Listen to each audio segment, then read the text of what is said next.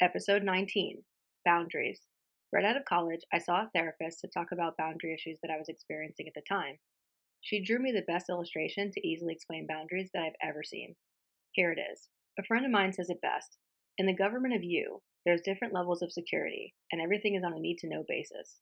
In the inner circle, you have your Secret Service type of people, the people who have your back no matter what, and you have theirs as well. They have your best interest at heart, and they genuinely care about you. The next circle are people who are not quite at Secret Service clearance, but they still have a substantial clearance level. These people, for the most part, have your best interest at heart and they care about you, but sometimes they do things that are not in your best interest. Whether they mean to or not, you need to keep these people in the second circle in order to protect yourself. The last circle is for people who you are cool with, but they're mostly just acquaintances. These people are allowed in the White House for a tour, but that's about it. Here's where this gets complicated. People are variables. Sometimes they are the best friend that you have ever had, and sometimes you have a huge falling out. So throughout your life, these people will get different types of clearances, or they will move from each of the circles depending on how they're treating you. Sometimes a boundary is a healthy reset on the relationship, and it makes it even stronger. Sometimes it ends a relationship, and sometimes it's just what you both need in order to create a healthy relationship for the both of you.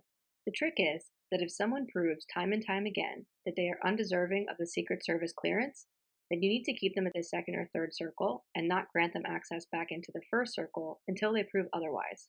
Keep in mind that no one is perfect and that everyone makes mistakes, has bad days, etc. After all, we are all only human. But if someone does not have your best interest at heart and they are a repeat offender, you need to move them to the second or third circle and keep them there. It may be that your relationship with that person only works with a certain level of clearance.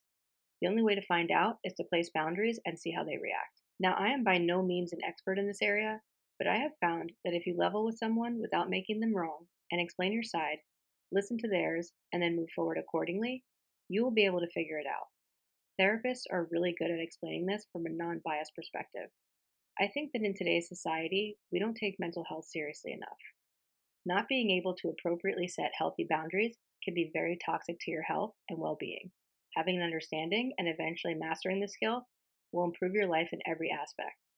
This is especially important for entrepreneurs, in my opinion. How about you? What are your views on setting boundaries? What has worked for you on a personal level and on a professional level? Feel free to share your own experiences and views on boundaries in the comment section.